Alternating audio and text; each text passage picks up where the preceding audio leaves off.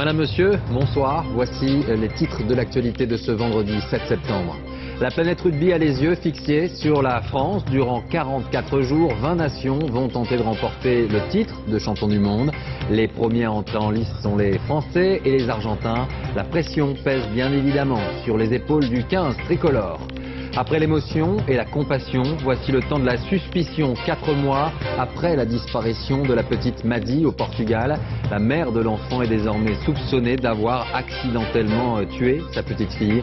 Nous tenterons dans un instant de comprendre sur quoi et de voir sur quoi repose sa mise en examen. En France, une affaire sanitaire d'une ampleur rarissime. La ministre de la Santé, Roselyne Bachelot, reconnaît que l'affaire des irradiés d'Épinal est plus grave que prévu. 4500 anciens patients vont faire l'objet d'une visite médicale. Plus de 700 personnes ont déjà été directement contaminées.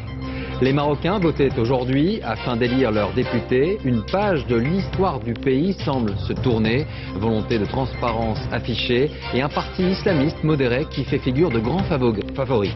Enfin, musique à la fin de ce journal. Les fans de jazz ont rendez-vous ce week-end à la Villette à Paris. Un festival qui permet, vous le verrez, des rencontres étonnantes. Au programme, Wayne Shorter et Herbie Hancock. La France va-t-elle s'accorder 2 mois de fête collective? Le pays n'avait pas accueilli un tel événement sportif depuis la Coupe du Monde de football. Nous entrons à partir de ce soir dans l'ère du rugby, une compétition qui pourrait nous emmener jusqu'au 20 octobre prochain, date de la finale de la compétition. C'est donc aujourd'hui le jour J et ce sont les Français qui vont ouvrir le bal. Ces dernières 24 heures ont bien sûr été vécues par l'ensemble de l'équipe comme un compte à rebours. Résumé de cette journée avec Nathalie Derinxin et Jean-Yves Blanc. C'est le début d'un drôle de voyage, un périple à travers le monde du rugby. Un peu avant midi, il y avait déjà des supporters à Marcoussis pour voir le 15 de France partir défier l'Argentine. On les accompagne, on sait que ce match-là va être très important, alors faut être là. Difficile de se sentir seul pour un joueur français le jour du match d'ouverture. Public, médias, cette équipe attise les curiosités, c'est l'effet Coupe du Monde. Je crois qu'on rêve tous.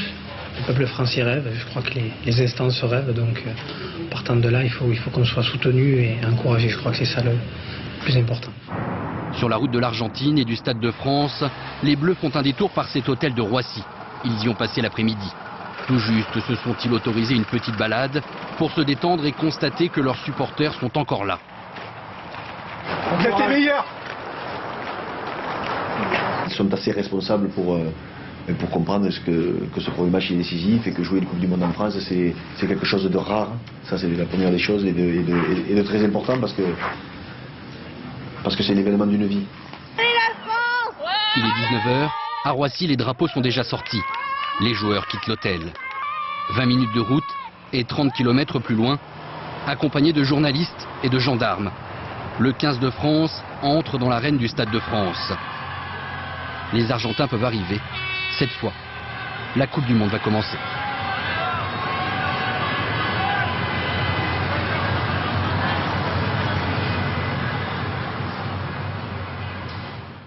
Et les supporters du 15 de France sont nombreux. Ils pourraient augmenter au fur et à mesure du parcours des Bleus dans la compétition. Le rugby est un sport, mais aussi et surtout une ambiance, un état d'esprit. Tous sont en tout cas impatients de voir la compétition commencer. Ambiance avec Manuel Tissier et Marie Cazot. La Coupe du Monde est de retour à Saint-Denis. Cette fois-ci, elle a l'accent du Sud. 9 ans après les footballeurs, les fans de rugby ont enfin leur grand soir à domicile. Ça fait combien de temps que vous attendez ce moment? Combien de temps Au moins 4 ans depuis la demi-finale qu'on a perdue contre les Anglais. C'est au moins le minimum. Au moins le minimum.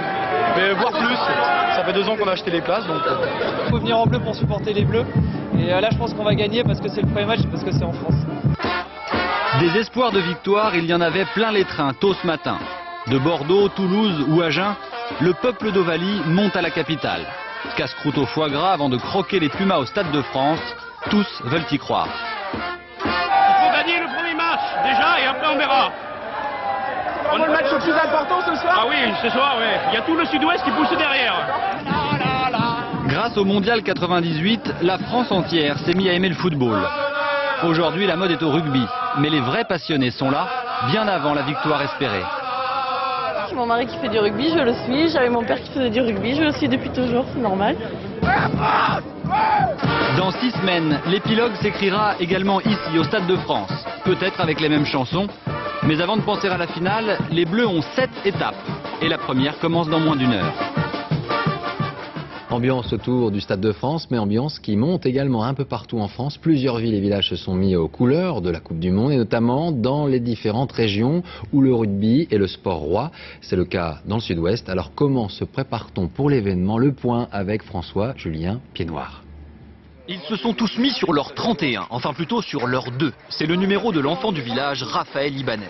À Sognac et Cambran, les habitants et la famille Ibanez boudent d'impatience à quelques minutes du match. Il sait qu'on est là, on va crier du plus fort qu'on peut pour l'encourager et j'espère que tout le monde fera pareil, que tout le public français sera à fond et soudé. Et puis on va crier allez les Bleus et Rafa on t'aime très fort. À Bordeaux, un écran géant a poussé quai des Chartrons. Des milliers de supporters sont attendus, un peu de bière, beaucoup d'eau ou peut-être l'inverse. Ce commerçant a prévu un stand de 32 mètres de long pour étancher la soif du public déshydraté par le stress du match. Pronostic sur les meilleurs buveurs. Pour nous, la réussite, c'est que les anglo-saxons viennent sur notre site, à savoir les Irlandais, les Australiens, les Canadiens qui vont eux massivement venir à Bordeaux.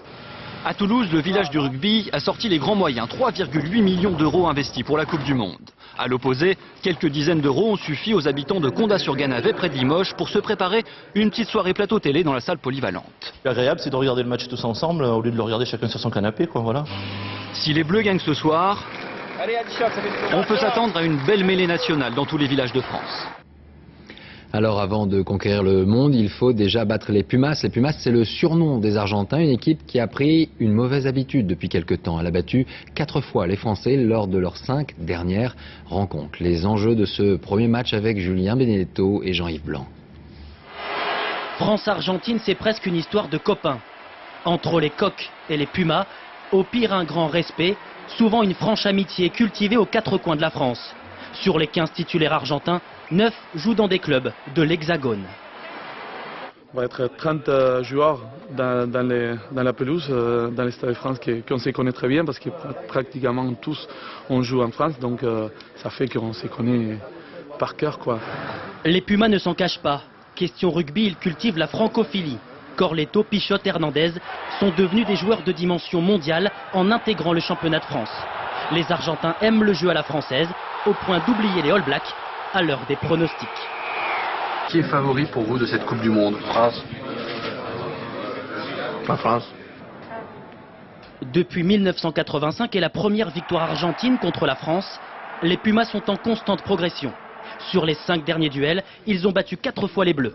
Le complexe d'infériorité n'existe plus à l'heure d'affronter les 80 000 supporters du Stade de France. Le meilleur match, c'était dans des conditions difficiles à l'extérieur et avec tous les gens contre nous. Donc si on ne part pas favori, c'est à mieux. L'Argentine n'est donc plus le sympathique partenaire d'entraînement d'antan.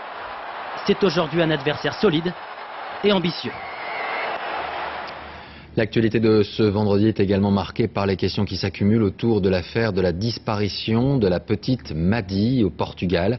Cela fait 4 mois que cette affaire reste une énigme et depuis plusieurs heures, les choses se sont précipitées avec l'audition à plusieurs reprises de la mère de la petite fille, mais également de son mari. Auditions qui sèment le trouble et qui ont abouti à la mise en examen de la mère de l'enfant. Des doutes, une suspicion, explication, Renaud Bernard. Son visage ne laisse transparaître aucune émotion. Après un deuxième interrogatoire en moins de 24 heures, la mère de Madi est mise en examen. En droit portugais, mise en examen veut dire que Kate McCann est soupçonnée soit d'un délit, soit d'un crime, mais qu'il n'y a pas de preuves matérielles. Ce matin, devant le commissariat, certains l'avaient déjà jugée. Selon un porte-parole de la famille, la mère de Madi aurait tué accidentellement sa fille. Information non confirmée par la police, qui aurait toujours, selon l'entourage des McCann, retrouvé du sang dans une voiture de location utilisée par le couple. Du sang a été retrouvé dans une voiture de location, louée 25 jours après la disparition de Madeleine. On accuse Kate comme si elle était liée à la mort de sa fille. C'est ridicule. En Grande-Bretagne, les grands-parents de la petite Madi sont abasourdis. Il y a quelques jours encore, je n'aurais jamais cru ça. Ma fille et son mari n'auraient jamais fait ça. Et puis, ce que tout le monde oublie, c'est qu'une enfant a disparu. Depuis la disparition de Madeleine le 3 mai, beaucoup d'interrogations demeurent. Cette nuit et ce matin, les policiers ont posé 22 questions précises à la mère de la petite fille. Selon la presse britannique, Kate McCann aurait pu lui administrer des sédatifs. Une nouvelle version, de nouvelles interrogations pour les enquêteurs qui entendent en ce moment même Jerry McCann, le père de Maddie. Ce dernier vient de faire savoir qu'il considère que sa femme est totalement innocente.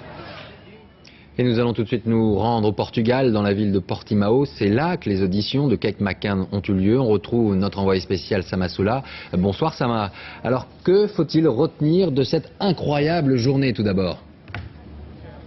Alors évidemment, l'information principale de cette journée, c'est la mise en examen de Kate McCann après 4 mois d'une enquête jusqu'à présent restée infructueuse. Mise en examen, cela veut dire qu'elle est soupçonnée d'avoir tué ou enlevé sa propre fille. Mais ce soir, Kate McCann est une femme libre. Elle a regagné la maison, la villa que loue le couple depuis la disparition de Maddie. Elle est assignée à résidence et ne peut plus s'exprimer devant la presse. Son mari, lui, est toujours entendu à la police judiciaire de Portimao depuis le début de l'après-midi et ces auditions interviennent à un moment crucial. La police portugaise a reçu il y a 2 jours les résultats d'examen effectués par la police scientifique britannique à Birmingham. Il s'agit de prélèvements qui avaient été effectués dans l'appartement et dans les différents véhicules loués par le couple McCann. Et l'élément important semble être une trace de sang retrouvée dans un véhicule que le couple aurait loué 25 jours après la disparition de Maddie.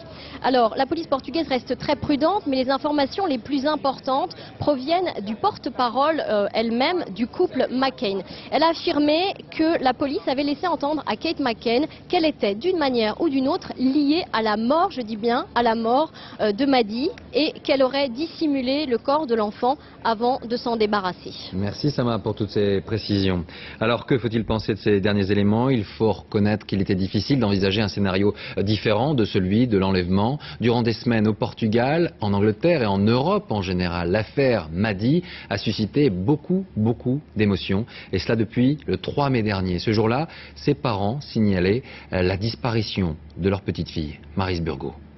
Le regard d'une enfant sur une photo et les mots très dignes d'une mère, ainsi commence l'affaire Maddie. Madeleine est une belle petite fille, drôle, intelligente et attentionnée. Elle est tellement spéciale. S'il vous plaît, ne lui faites pas de mal. S'il vous plaît, ne lui faites pas peur.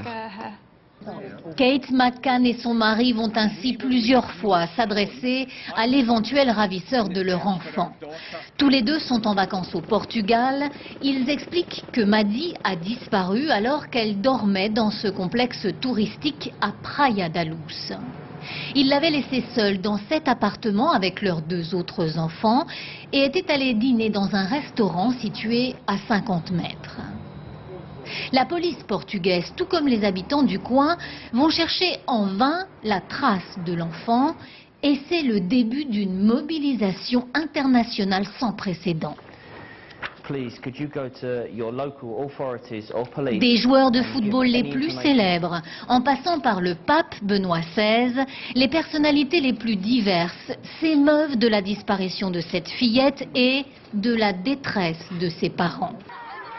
Ils sont britanniques tous les deux, médecins tous les deux, très pratiquants. Ils vont remuer ciel et terre pour attirer l'attention du public. Les photos de Maddie envahissent bientôt les médias du monde entier. Les sites internet se multiplient, les promesses de récompenses aussi. Et un clip vidéo est diffusé jusque dans les stades de football en Grande-Bretagne. Pendant ce temps, Praia da Luz est envahie par les journalistes. Entre spéculations et fausses informations, l'enquête semble piétiner. Un suspect est néanmoins identifié par la police, un Britannique résidant dans le coin. Ce soir, ces mêmes enquêteurs ont un 2e suspect, Kate McCann. Retour en France avec une affaire qualifiée de plus grave que prévu. Maintenant, celle des irradiés de l'hôpital d'Épinal. 4500 personnes sont désormais rappelées et on imagine leur inquiétude. Leurs dossiers vont devoir être étudiés. Ils feront l'objet d'une visite médicale. Et cela afin de savoir quels pourraient être les effets des irradiations sur leur état de santé. On parle déjà en tout cas de 721 malades directement contaminés. Explication Gilles Marinet et Grégory Vasseur. C'est à l'hôpital Jean Monnet qu'entre 1989 et 2005, des milliers de malades ont été irradiés de manière excessive et pour certains dramatique. Le personnel du centre ne maîtrisait pas le logiciel commandant les doses de radiation. 24 patients ont subi des lésions irréversibles, 5 sont morts. Plusieurs centaines devront subir un contrôle médical à la demande du ministère de la Santé. Ces 300 malades vont donc faire l'objet d'un contact systématique, vont être rappelés pour une consultation de suivi. Nous voulons absolument avoir l'évaluation des risques encourus par les malades. L'affaire a été révélée en octobre 2006 par un médecin étonné des lésions constatées sur ses patients. L'hôpital reconnaît alors 24 cas d'irradiation. L'enquête des autorités sanitaires en révèle bientôt 720. Dernier épisode, le ministère de la Santé affirme que 4500 patients auraient, à des degrés moindres, il est vrai, été irradiés, ce que pressentait l'avocat des victimes. Nous disons depuis le départ qu'on a caché au départ la vérité aux gens. L'administration locale, l'ARH de l'époque. Le ministère, M. Xavier Bertrand et Mme Bachelot jouent la transparence. Allons jusqu'au bout et surtout que la compagnie Assurance d'Hôpital mette en adéquation ses actes avec les paroles de la ministre et la reconnaissance des responsabilités. 130 plaintes ont déjà été déposées. Le ministère de la Santé, lui, a décidé d'écrire à tous les patients traités dans le centre depuis 1989. Dans cette affaire, le nombre des victimes a été plusieurs fois révisé à la hausse. Le rappel de 4500 patients devrait permettre de mesurer enfin l'ampleur du préjudice. Politique avec un conseil des ministres pas comme les autres aujourd'hui. Le palais de l'Élysée n'était pas à l'ordre du jour, mais tout le monde a pris la direction de Strasbourg. Conseil décentralisé donc, une promesse faite par Nicolas Sarkozy pendant la campagne présidentielle. Alors, à quoi ressemblait ce rendez-vous? Gadget ou pas, une femme était à l'honneur, il s'agit de Fadela Amara. Voyons pourquoi avec Mickaël Darmon et Francis Forger. Et ceux qui sont ministres ont pris le train pour Strasbourg. Dans le TGV en route vers le premier conseil décentralisé, le gouvernement découvre que la Terre est ovale. Bernard Laporte a demandé à ce qu'on ait tous du bleu aujourd'hui. Ah bah l'équipe de France je connais, mais moi les règles du jeu, tu vois j'ai même acheté le bouquin. Deuxième ligne, pion et pelouse. En attendant le pacte gouvernemental, Nicolas Sarkozy et François Fillon, déjà à Strasbourg depuis la veille, se dirigent vers la préfecture. Alors que les difficultés se profilent, le président de la République se voit un peu comme le coach des Français. Notre travail, c'est d'être sur le terrain, de partager un peu de la vie des gens, à notre manière, d'aller à la rencontre et de montrer que tout ne se fait pas à Paris. En tout cas, à Strasbourg, c'est plus long. 2 heures de conseil des ministres avec une communication de Fadela Amara sur son plan banlieue. Je vous parle cash, monsieur le président, a-t-elle dit. La glandouille des jeunes dans les cités, c'est fini. Rien. Et puis surtout, c'est de ramener le 440 au cœur des quartiers. Nicolas Sarkozy est déjà reparti, alors les ministres en profitent pour être enfin aux premières loges. Il y a eu un climat au sein de ce Conseil des ministres qui a été extrêmement créatif, peut-être plus détendu qu'à Paris. Et ce Tour de France du peloton ministériel devrait connaître d'autres étapes, la Corse, la Bretagne et le Pays Basque. Glandouille, voilà donc le mot du jour du Conseil des ministres. Glandouille, du verbe glander, qui signifie, selon le petit Robert, ne rien faire, perdre son temps. C'est pour lutter contre ce grand vide de toute une génération qui erre dans les cités que la secrétaire d'État, Fadela Amara, souhaite trouver des solutions. La priorité, l'emploi, et pour en trouver, il faut souvent un petit coup de pouce. Cela passe, entre autres, par des séances de coaching. Exemple avec le reportage de Pierre Monégier et Diane Richard. Pour décrocher un emploi, ils sont prêts à tout et même à réapprendre à marcher. Un peu comme ça. Essaye de corriger pour voir. On essaye de trouver quelque chose de neutre, moins banlieue. Ils viennent de cités de la région parisienne et enchaînent les entretiens d'embauche depuis parfois plusieurs années. Pour sortir de l'impasse, ils vont suivre 3 semaines de coaching. Jeux de rôle, CV, rencontres avec des patrons. Le projet est financé par l'État et la ville de Corbeil-Essonnes. Si vous avez réfléchi un peu J'aurais voulu savoir s'il y aurait possibilité d'avoir une augmentation de salaire. Il faut essayer de rentrer dans le système, de faire comme on peut, quoi. Il faut jouer un rôle, en fait. Ouais, c'est ce que je pense. 8 sur 10 décrochent un emploi dans les 6 mois qui suivent. Fort de son succès, le coaching est en plein essor. Sophie Camara vient d'être embauchée à Rungis. Elle travaille pour un fournisseur de produits bio. C'est sa coach, Daphné Battaglia, qui lui a redonné confiance alors qu'elle avait perdu toute motivation. Donc ça va. Que je n'osais pas. Je n'osais pas. Et là, qu'est-ce qui a changé? On m'a aidé à pousser les portes, on m'a aidé à aller plus vers les gens. Mais le coaching ne concerne encore que quelques centaines de personnes. Or, près d'un jeune actif sur 4, en banlieue ou ailleurs, est actuellement au chômage. Et c'est un autre vaste chantier qui s'est ouvert aujourd'hui. Syndicats et patronat avaient rendez-vous pour le lancement des négociations sur la modernisation du marché du travail, négociations importantes aux enjeux multiples et qui doivent ne pas trop s'éterniser à défaut de résultats. Le gouvernement l'a dit, il décidera de légiférer. Agnès Molinier, Arnaud Wust. Jouer le jeu de la négociation, c'est la résolution de la rentrée pour les partenaires sociaux. Ils doivent s'entendre sur la façon de moderniser le marché du travail. Contrat d'embauche, licenciement, droit du salarié ou du chômeur, les sujets sont nombreux. C'est un bon démarrage d'une négociation difficile dont le champ est un des plus larges qu'on ait connu dans notre histoire. Pourtant, à l'image de la table, les positions entre les syndicats et les employeurs sont très éloignées. Le patronat a plutôt comme priorité de faciliter les procédures de licenciement. Les syndicats, eux, voudraient obtenir de nouveaux droits pour les salariés face à la précarité. Les organisations syndicales sont dans l'ensemble porteuses de propositions pour que les salariés soient les gagnants de cette négociation, les salariés et les demandeurs d'emploi. Ce que j'espère, c'est que pour un salarié, rentrer dans un CDD ne devrait plus dire galère et ne jamais en sortir. Pour un salarié en CDI qui perd son emploi, ça devrait dire plus de facilité pour retrouver un emploi. Ils se verront tous les vendredis et ont jusqu'à décembre pour aboutir. Faute de quoi, le gouvernement prendra des mesures. Et les syndicats savent déjà que Nicolas Sarkozy, invité de l'université d'été du MEDEF, s'est déclaré favorable à l'idée de la rupture à l'amiable du contrat de travail. Une idée qu'aucun syndicat n'a envie de voir se réaliser. Et certains enseignants bénéficient eux aussi en quelque sorte d'un nouveau contrat de travail. Il s'agit de la deuxième rentrée scolaire pour ces professeurs qui enseignent non pas une mais deux matières. Ils sont toujours aussi peu nombreux. Sur les 800 000 enseignants, seuls 60 possèdent cette double casquette. Jenny Briffa, Caroline Librecht. Please take your seats. Sit down. Cette professeure mène une double vie. Zéro, de Guy, de Maupassant. Toute la journée, elle jongle entre ses cours d'anglais et de français. What else did we learn yesterday? Les petits détails du début de l'histoire se retrouvent à la fin de l'histoire. D'accord? Amélie Brindel est professeure bivalente. En plus du CAPES de français, elle a réussi l'épreuve principale du CAPES d'anglais. Je pense qu'à partir du moment où cette bivalence est instaurée à l'issue d'un concours et d'une sélection, on ne devrait pas avoir à craindre un enseignement au rabais. Au contraire, puisqu'on a non seulement le concours, mais la formation, puisque j'ai suivi la formation en anglais et en français.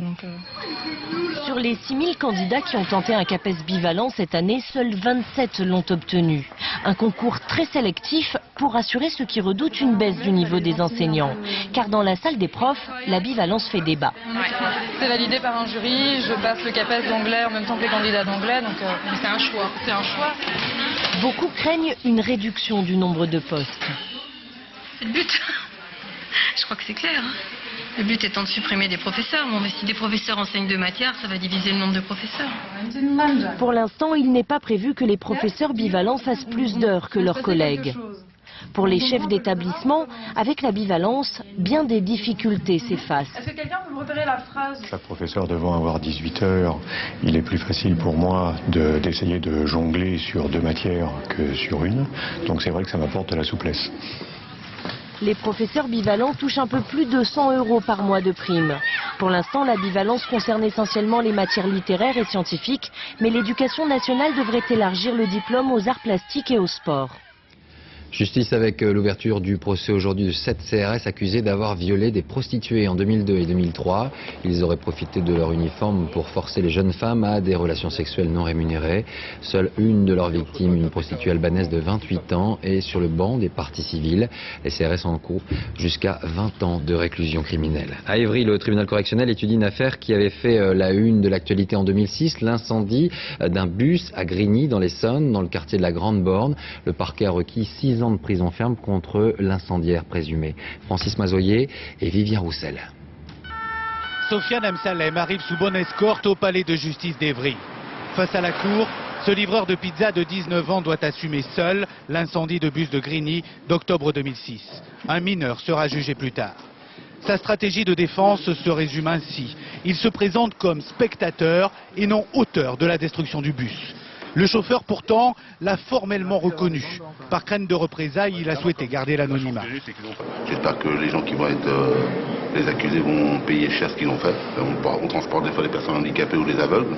J'imagine que s'il y avait une personne atteinte de cécité, j'aurais peut-être essayé de la sauver, parce que c'est dans ma nature, je suis comme ça. Peut-être qu'on y serait restés tous les deux, peut-être que lui il serait resté tout seul, ou peut-être que moi, je ne sais pas. 14h30 le 22 octobre 2006 dans la cité de la Grande Borne à Grigny. Bloqué par un véhicule en feu, le bus est pris d'assaut par 3 jeunes encagoulés. L'un répand de l'essence, un autre sort un briquet. Voilà le résultat. Parmi les 300 personnes rassemblées ici ce jour-là, l'ambiance est survoltée, les forces de l'ordre essuient des projectiles. Pour la défense, les charges sont insuffisantes. Enregistrement vidéo détruit, aucune trace d'essence sur le prévenu. Le dossier repose uniquement sur une reconnaissance que le dossier qualifie de formelle. En réalité, cette connaissance, comme l'a dit le client ce matin, comme l'a dit le prévenu, est une erreur formelle. Selon le procureur, on ne peut pas reprocher tout un contexte d'émeute au prévenu, mais les conséquences auraient pu être gravissimes. 6 ans d'emprisonnement ont été requis. En Algérie, il s'agit bien d'un kamikaze qui s'est fait exploser en actionnant une bombe hier à Batna. Explosion quelques instants avant le passage du cortège du président Bouteflika en visite dans la région. Une scène d'horreur selon les témoins et un bilan qui fait état de 22 morts et 107 blessés. Le président Nicolas Sarkozy a appelé son homologue algérien afin de lui faire part de la compassion des Français. Arnaud Boutet, Nourangeli. Il devait y effectuer une simple visite. À Batna, dans l'est du pays, Abdelaziz Bouteflika ne peut cacher son émotion lorsque la police lui décrit l'attentat dont il était la cible. La foule avait repéré le kamikaze. L'explosion a donc eu lieu 40 minutes avant l'arrivée du cortège. Vive Bouteflika, scande la rue. À l'hôpital, le président algérien tente de réconforter quelques-uns des 107 blessés. Le dernier bilan est de 22 morts, dont le kamikaze présenté comme un islamiste. Nous disons aux extrémistes de tous bords qu'il n'y a aucune autre issue que la réconciliation nationale. Dans la capitale, à l'heure de la prière, les Algérois condamnent. C'est abject. C'est abject parce que ça ne peut pas être l'apanage de véritables musulmans. On manipule un jeune, on lui donne une drogue, on lui fait croire au paradis. Le paradis existe, mais ici, avec Dieu et à la mosquée. C'est ça le paradis. Mais tuer un musulman, c'est tuer tout le monde. L'explosion fait suite à une série d'attentats suicides. Depuis le mois d'avril, ils ont causé la mort de plus de 60 personnes. À Batna, ce soir, des centaines d'habitants ont crié leur colère contre l'attentat d'hier. Cette information maintenant, le réseau terroriste Al-Qaïda avait annoncé la prochaine diffusion d'un message vidéo de son leader Oussama Ben Laden. Eh bien, ce soir, ce message serait en cours d'analyse par les services du gouvernement américain. Message qui serait récent, c'est ce qu'affirme en tout cas la chaîne d'information américaine CNN. La CIA de son côté annonce ce soir qu'Al-Qaïda serait en train, je cite, de préparer des attentats de grande envergure visant les États-Unis. Le Maroc élisait aujourd'hui ses députés et pour la première fois, des islamistes modérés sont les grands favoris de ces élections. Le parti de la justice et du développement pourrait en effet arriver en tête et ses membres faire donc partie du gouvernement. Alors en attendant les résultats qui seront annoncés dimanche, quel état des lieux dressé du pays? Le Maroc compte toujours des millions de personnes vivant sous le seuil de pauvreté alors que sa croissance économique est forte. Illustration de ce paradoxe à Marrakech, la ville la plus touristique du pays. Sur place, nos envoyés spéciaux, Dorothée Cochard, Patrick Desmully. Marrakech, l'une des destinations les plus touristiques du Maroc. Baromètre fiable de la santé économique du pays. Sur la célèbre place Djamel Fna, les cafetiers, pourtant habitués aux foules, l'ont bien remarqué, la croissance est de retour. Depuis quelques années, le tourisme se porte vraiment bien. On fait de bonnes affaires. 10 millions de touristes à l'horizon 2010, c'est l'objectif lancé par le roi Mohamed VI. Les grands hôtels poussent comme des champignons. 3 étoiles, 4 étoiles, tout est fait pour satisfaire le confort des vacanciers européens. Piscine au bleu azur, parc verdoyant quotidiennement arrosé, mais il y a un envers à ce joli décor. De l'autre côté de la Palmeraie, à quelques centaines de mètres, on compte un point d'eau pour quelques dizaines de familles. Comme 5 millions de Marocains, Mohamed vit en dessous du seuil de pauvreté. Venez voir comment on vit ici.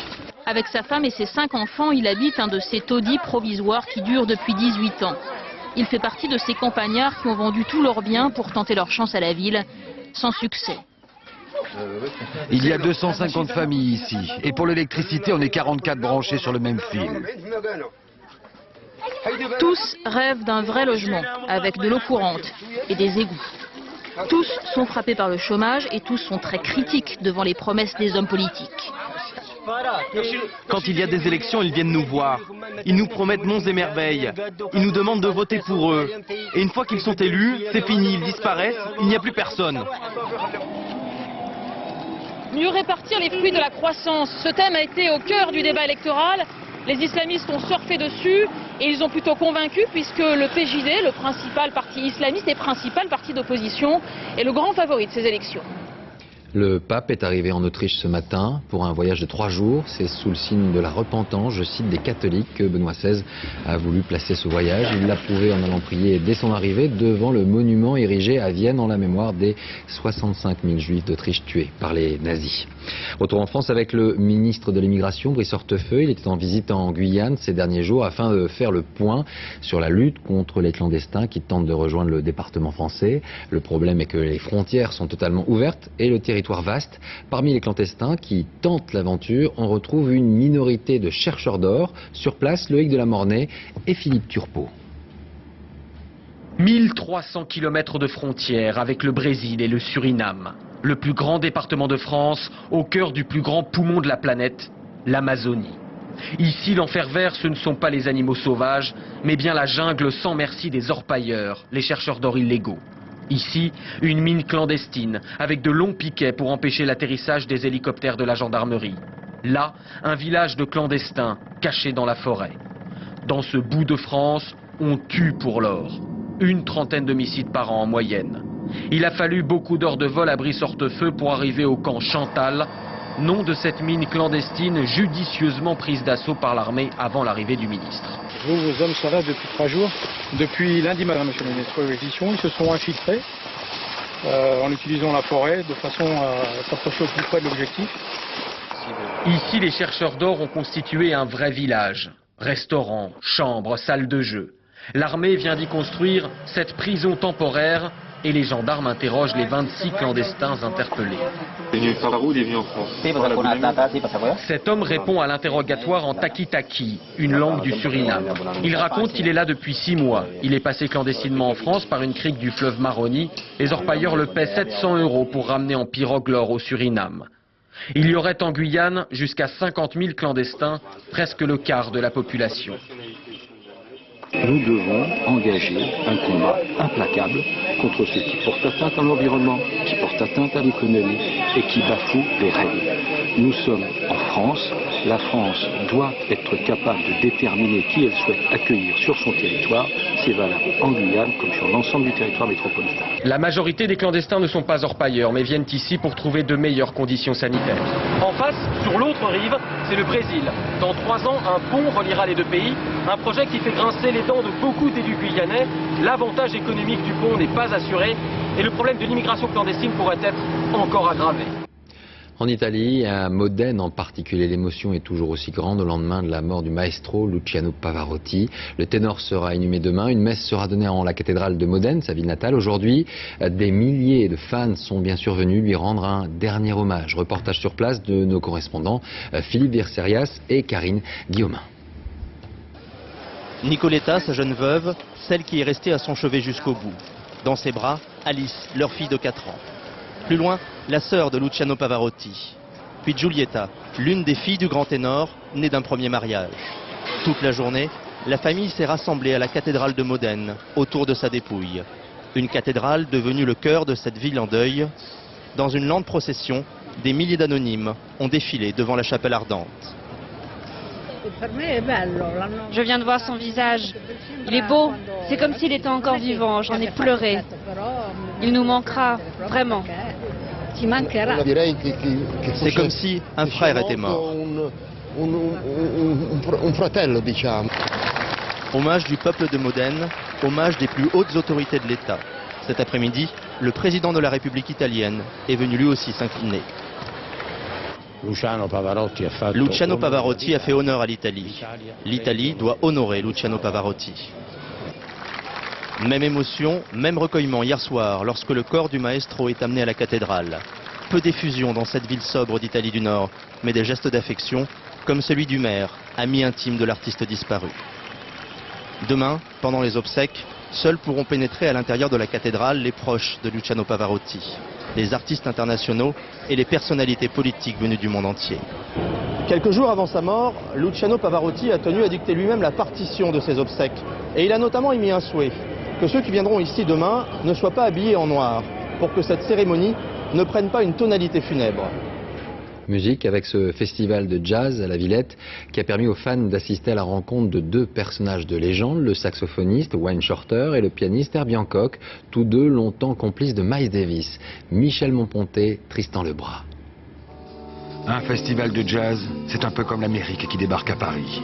Un festival de jazz, c'est aussi faire le pied de grue devant des hôtels de luxe pour apercevoir les stars. Mais la star du jour, c'est un instrument, le saxophone, et un maître, Wayne Shorter.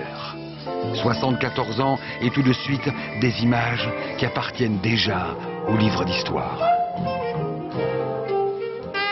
1969. Il inventait un nouveau monde avec à la barre un certain Miles Davis.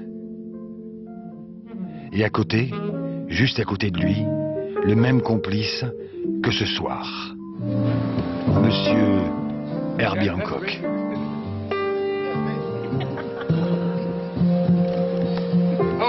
Ensemble, ils ont tout vu, tout entendu et savent mieux que personne que la musique est un jeu. La virtuosité, la frime, ils la laissent aux autres. Dans la grande halle de la Villette, les maîtres s'amusent.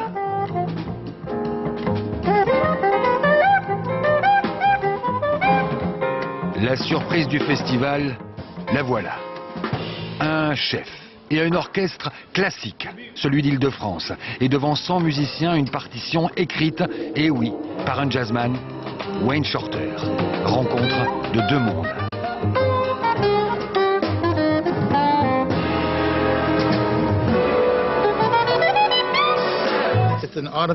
La différence entre le classique et le jazz, c'est une notion artificielle. Il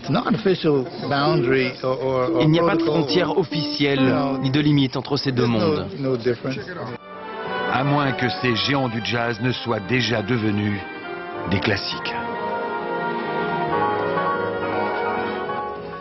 Voilà, avant de terminer ce journal, l'image du jour, c'est celle de cette femme, Kate McCann, la mère de la petite Britannique Maddie, qui après plusieurs heures d'audition a été mise en examen au Portugal. Elle est désormais soupçonnée d'avoir tué accidentellement sa fille. Voilà pour l'actualité de ce vendredi. Merci à vous d'avoir suivi ce journal. Je vous retrouve demain pour l'information. Dans un instant, la météo, Nathalie Riouet. À 21h, votre série, Boulevard du Palais. Et puis, dès demain 7h, n'oubliez pas la rentrée de thé ou café avec Catherine Sellac. Elle nous emmènera au Québec et à Montréal ce week-end. Passez une très belle soirée. À demain.